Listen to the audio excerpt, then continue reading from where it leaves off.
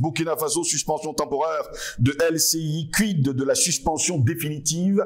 Telle est notre grande interrogation.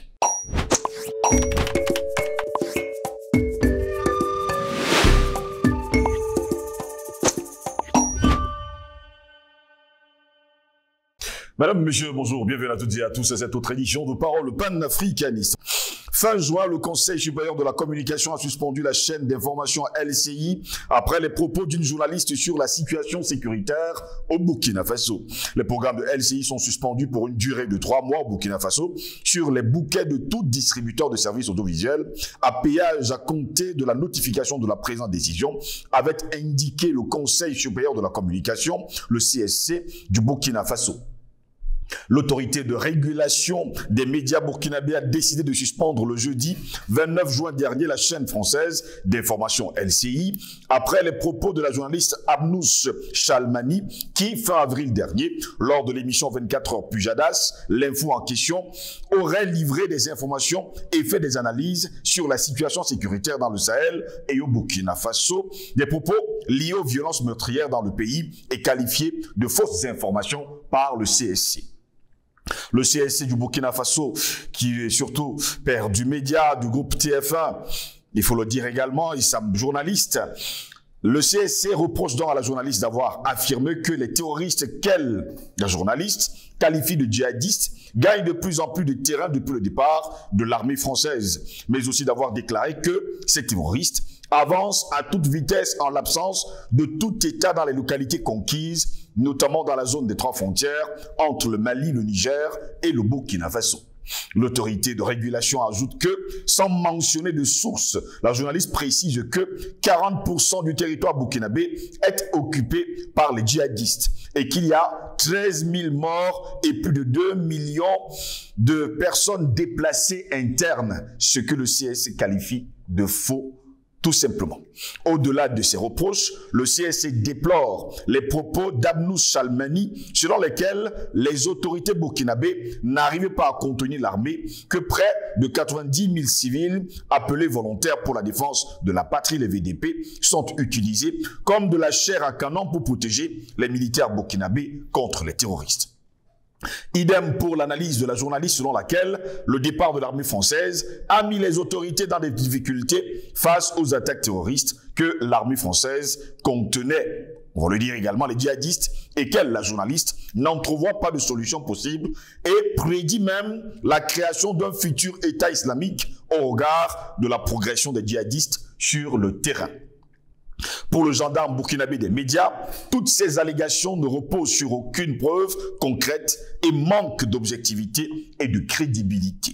Il s'agit, selon le CSC, de simples supputations et des insinuations malveillantes de nature, d'une part, à démoraliser les volontaires pour la défense de la patrie, les VDP, et d'autre part, à renforcer la psychose au sein des populations face à la crise sécuritaire. Le CSC va plus loin en ces termes. Les propos d'Abnous Chalmani sont des natures séditieuses lorsqu'elle affirme que les VDP sont utilisés en guise de chair à canon pour protéger l'armée. Ces propos, ajoute d'ailleurs l'instance de régulation, sont suffisamment graves et susceptibles de créer des troubles au sein des populations et fragiliser la nécessaire collaboration recherchée entre l'armée et les civils dans la sauvegarde de la patrie burkinabé.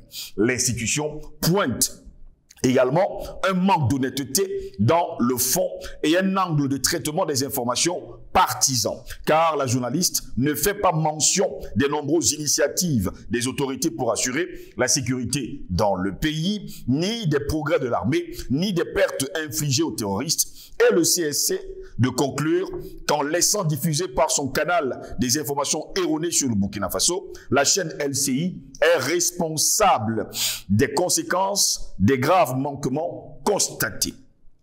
En reprochant à Abnous Chalmani et à LCI de diffuser des informations erronées sur le Burkina Faso, le CSC renvoie peut-être le média et la journaliste à des données relevant de l'officiel sur le pourcentage de son territoire contrôlé par le Burkina. Par exemple, le Premier ministre Apollinaire Kielem de Tambela, lors de son discours sur la situation de la nation le 30 mai dernier, a avancé le niveau de plus de 75%, précisant alors que 20% du pays est difficile d'accès. Concernant les personnes déplacées internes, le chef du gouvernement avait par la même occasion soutenu que des personnes ne répondant pas aux critères de déplacés internes dont les salariés s'était fait enregistrer.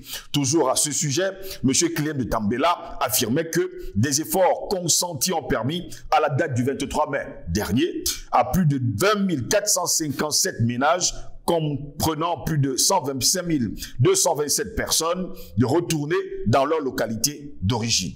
Et s'agissant des volontaires pour la défense de la patrie, le patron du gouvernement burkinabé assurait également devant les députés qu'il a été procéder au recrutement de 50 000 volontaires pour la défense de la patrie et que pour accentuer la lutte contre le terrorisme, l'ambition est de porter le nombre des VDP à 100 000, voire un peu plus. Donc, jusqu'à preuve de contraire, ce que cette journaliste et LCI ont fait n'est que pure spéculation, pur mensonge et surtout une occasion encore de faire des sales coups, justement, du côté du Burkina Faso. Il faut également préciser et rappeler que début avril dernier, les autorités du pays des hommes intègres avaient expulsé les correspondants des quotidiens français Libération et Le Monde. Libération venait de publier une enquête selon elle sur les exécutions présumées de jeunes dans une caserne.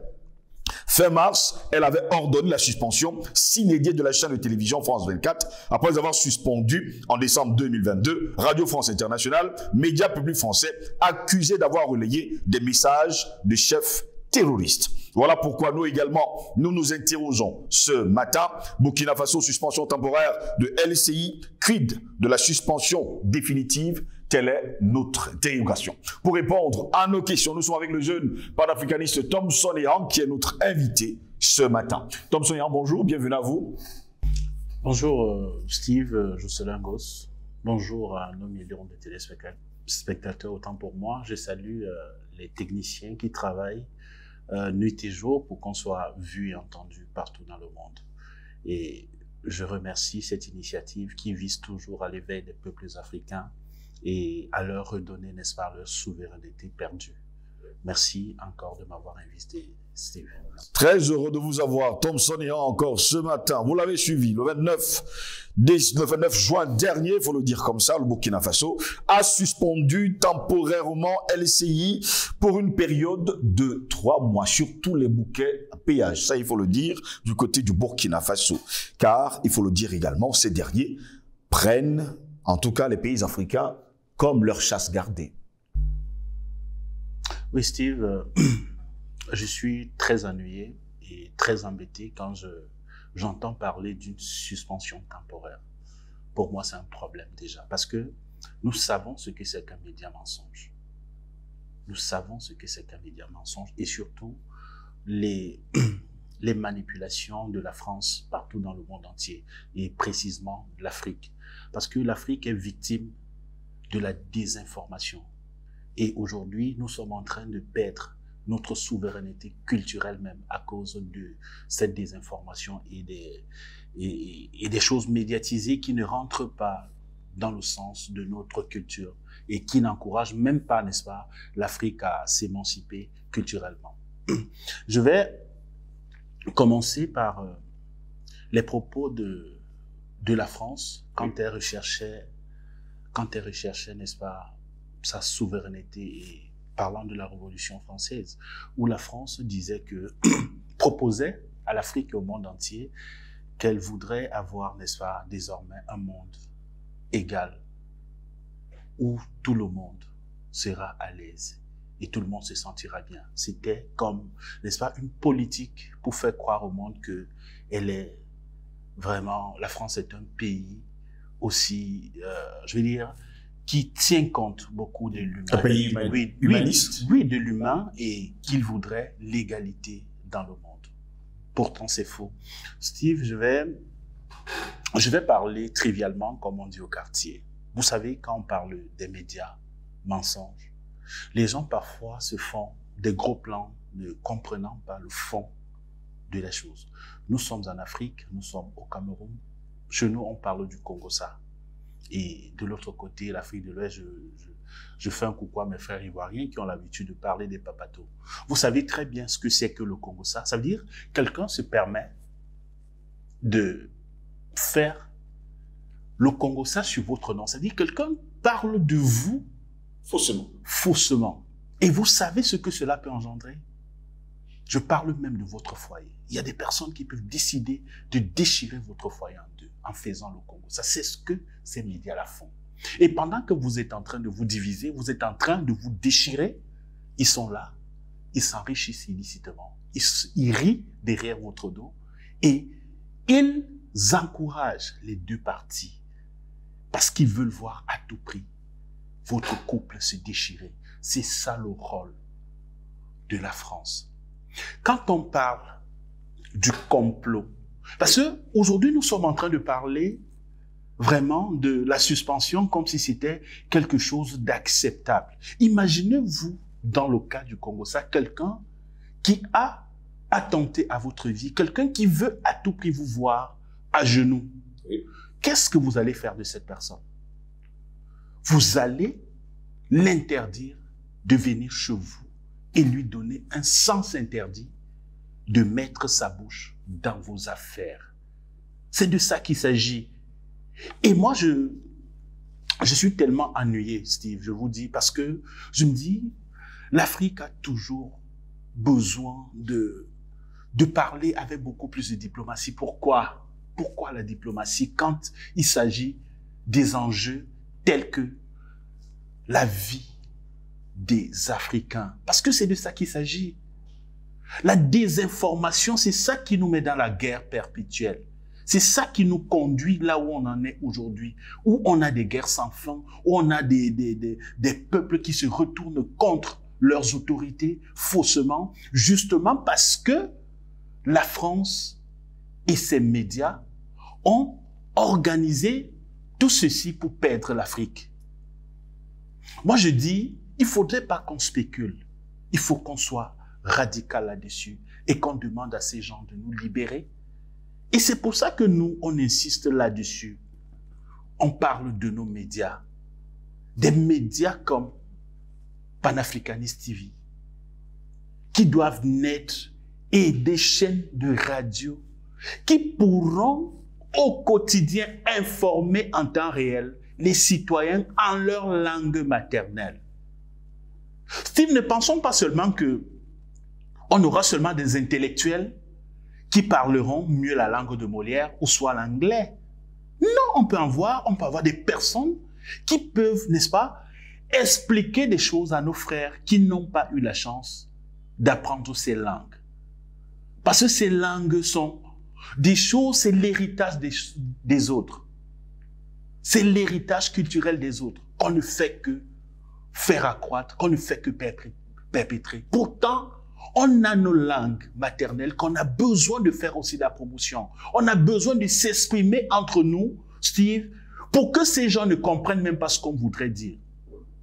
Parce que jusqu'à preuve de contraire, Steve, ils ont plus besoin de nous que nous, on a besoin d'eux. Là, il faut le dire. On peut, actuellement, si je vous demande de faire un constat simple, parlons de cette oligarchie française, parlons de la République française. Imaginez-vous un seul instant qu'on décidait de retirer tout ce que l'Afrique a fait pour la France, ou soit tous les biens de l'Afrique. Dites-moi comment cette France se sentira-t-elle? Comment est-ce qu'elle va rester? Si les Africains décident de quitter et de les abandonner, mais ils ne seront plus rien. Mais au contraire, en Afrique, on ne veut plus d'eux. Vous comprenez? Nous, on ne veut plus d'eux, mais ils insistent. Pourquoi est-ce qu'ils insistent? Parce qu'ils sont des parasites. Ils sont incapables de fonder un projet, de s'enraciner et de produire des fruits. Ils sont obligés de se greffer sur des personnes et sucer leur substance, leur sang pour exister. C'est de ça qu'il s'agit. Mais maintenant, ils n'ont pas d'autre politique que ça, Steve. C'est pour ça que la désinformation reste une arme fatale parce que l'Afrique a toujours fait preuve de suivisme. Parce que l'Afrique a toujours voulu écouter les conseils venant de l'extérieur. Mais ne sachant pas que celui-là est malin et qu'il vient plutôt te détourner, nous détourner de l'essentiel. Parce que, disons-le, si l'Afrique continue de se déchirer, c'est pour le bien de la France. C'est pour l'existence de la France. C'est pour que la France continue d'exister en tant que grand maître, colon est maître du jeu et déstabilisatrice dans l'Afrique. Steve, est-ce que l'Afrique est incapable de comprendre que, par exemple, les BRICS qui sont en train de prendre l'ascendant dans le monde, l'Afrique peut aussi intégrer ce groupe de personnes et avoir beaucoup plus de gains. Je vais prendre l'exemple du cacao ivoirien. Le cacao ivoirien, le cacao camerounais, le cacao ghanéen, qui est vendu, parfois, je parle du Cameroun, mon pays, qui est vendu à vil prix à ces gens, et eux, ils revendent au prix d'or. Vous comprenez? Mais pourtant, les BRICS ont une vision autre qui vise, n'est-ce pas, à parler d'une seule voix au sein de l'Organisation mondiale du commerce. Ça veut dire que le Cameroun peut avoir la chance d'avoir des partenaires multiformes pour venir proposer et on vendra au plus offrant, Steve.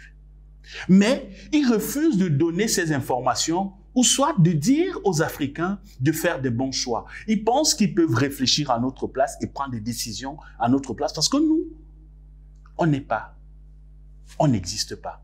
Steve, la médiatisation que vous entendez là, Steve, la première chose, surtout des médias mensonges, consiste d'abord à rendre les populations sourdes.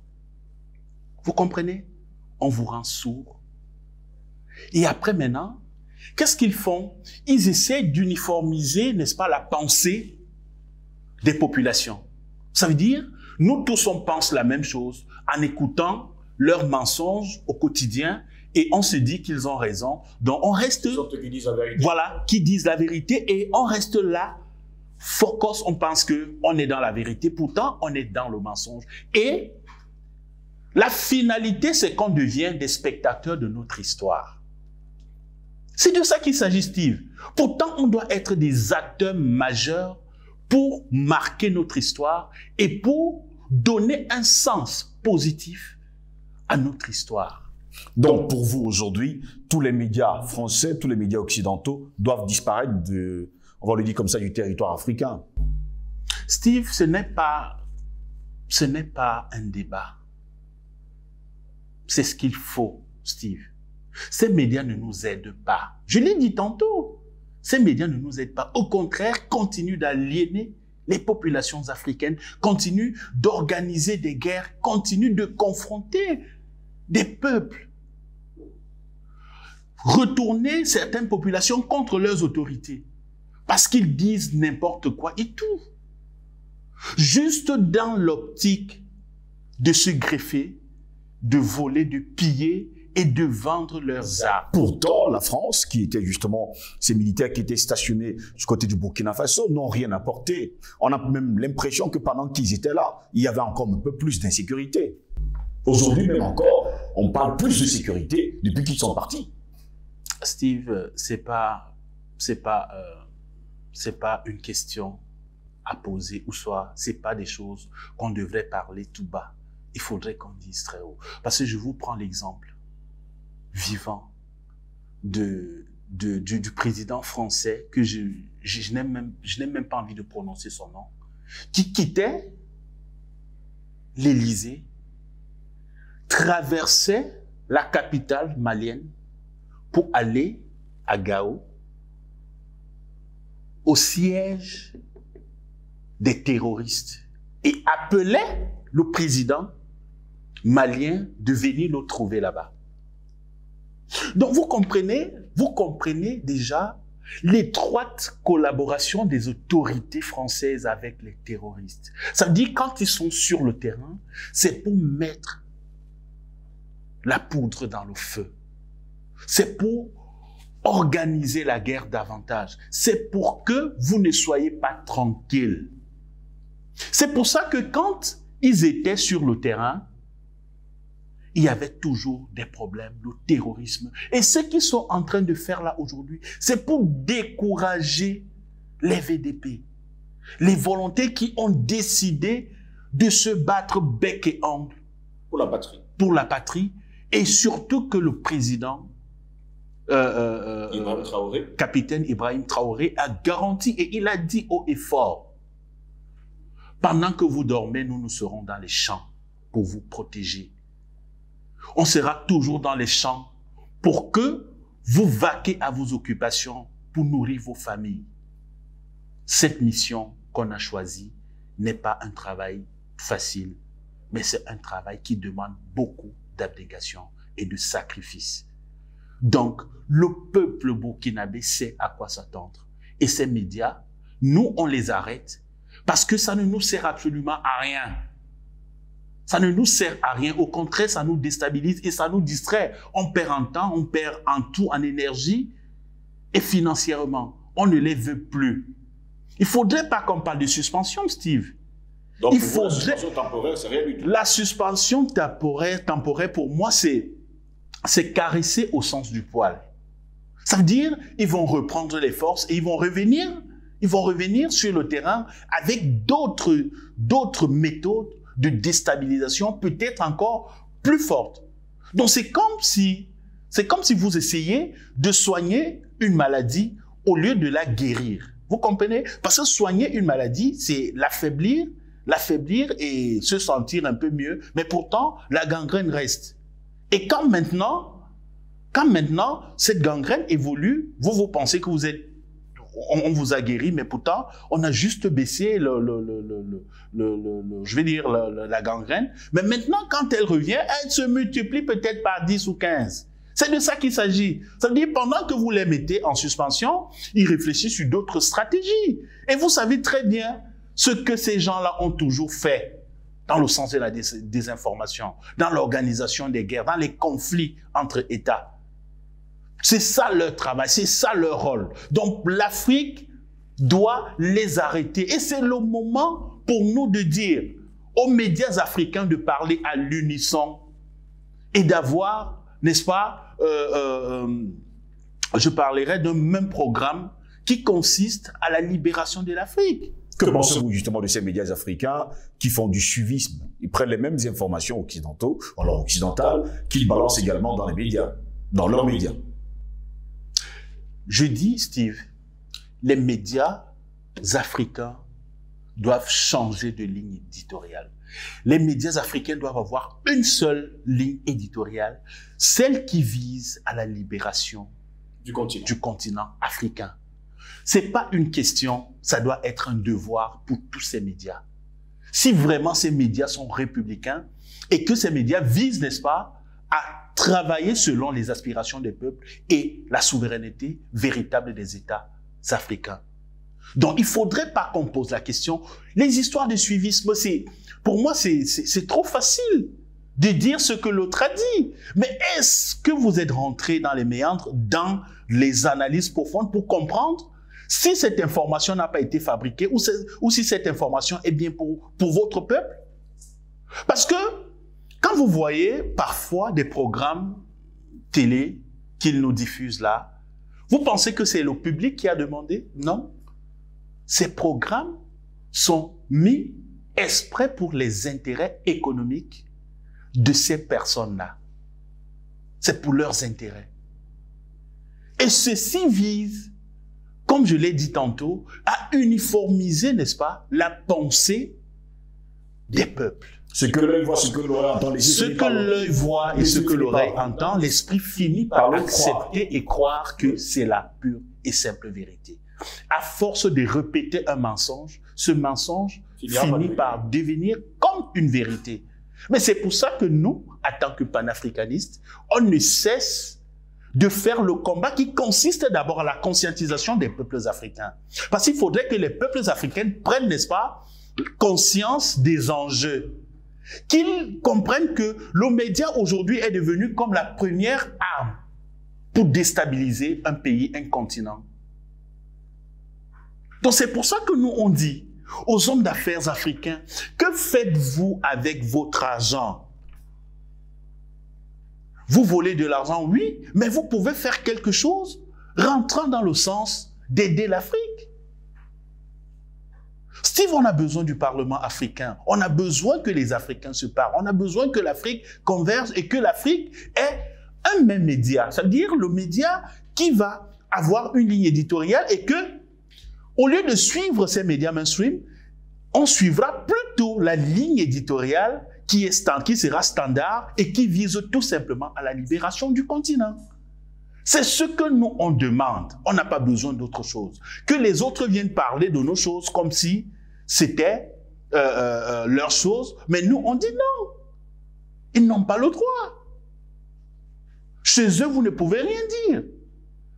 Si vous allez voir, par exemple, en Afrique, les rues, on donne les rues, machin, les noms des Français, je ne veux même pas dire, mais vous n'allez jamais aller en France, vous trouvez une rue qui est baptisée peut-être, je dis n'importe quoi, Ruben ou Niobé ou quoi que ce soit. Impossible, ça ne peut pas exister. Mais nous, on passe le temps à répéter, leur donner des éloges, les commémorer, avoir toujours des pensées pour des personnes qui ont été une calamité pour le monde et qui ont fait... qui ne font que tuer l'humanité et qui continuent de faire du mal. Steve, il faut que l'Afrique arrête. Il faut que l'Afrique se reprenne. Il faut que l'Afrique comprenne que nous sommes arrivés à la croisée des chemins où l'Afrique doit prendre son destin à main. Parce qu'on l'a dit, qu'on le veuille ou non, d'ici 30, 35 ans, dans le monde, quand il y aura 4 personnes, il y aura 3 Africains. Et ça, vous ne pouvez pas me dire que les autres pourront faire le poids. Ça veut dire que l'Afrique a une mission qui est celle de se reprendre et de se redonner la souveraineté pour représenter dignement ce continent qui a tout, Steve. Je t'assure, quand vous voyez même, on parle des prêts, on parle de ceux-là qui viennent nous aider, Steve. On est assez riche. On n'a pas besoin des aides venant d'ailleurs. On peut s'organiser entre nous et avoir la crème des crèmes, tout ce qu'on aura besoin. Au contraire, c'est nous qui devons venir en aide à ces gens-là. On vous comprend parfaitement, Thomson Hera. Il faut également rappeler à nos téléspectateurs que début avril dernier, les autorités du Burkina Faso avaient déjà expulsé les correspondants des quotidiens français Libération et sans oublier Le Monde. Fin mars, elle avait ordonné la suspension sine die de la chaîne de télévision France 24 après avoir suspendu en décembre 2022 Radio France Internationale, média public français, accusé de relayer des messages des chefs terroristes. D'ailleurs, allez savoir comment est-ce qu'un média comme celui-là peut parler avec des chefs terroristes. Thomson, je vous dis merci. Steve, on a toujours dit, l'Occident, oui, vous les voyez avec des micros, ce ne sont pas des journalistes, ce sont des militaires, ce sont des terroristes. Des espions. Des espions en même temps, parce que tout ce qu'ils passent le temps à faire, c'est d'espionner et c'est de chercher à créer des guerres. Et pour cela, l'Afrique ne va plus se laisser distraire. Comme je vous ai dit, l'information est capitale pour l'Afrique. L'Afrique a besoin des médias fiables, de ses propres médias et d'avoir une ligne éditoriale, je dis standard, qui vise à la libération totale et entière de l'Afrique. Et ça, Steve, je vous remercie parce que vraiment, s'adresser au peuple africain, pour moi, c'est un plaisir. Et je suis toujours là, je répondrai toujours présent pour m'adresser à mes frères. Merci encore, Steve. Merci également à vous, mesdames, messieurs, de nous avoir suivis. Au plaisir de vous retrouver très prochainement. N'oubliez surtout pas, la nourriture de l'esprit, c'est l'information. Quand cette information manque, on parle de constipation mentale. Par conséquent, on s'accroche aux rumeurs, à un langage ordurier, cartisard et bien d'autres choses qu'on ne saurait citer ici. Sur ce, bonne journée à toutes et à tous.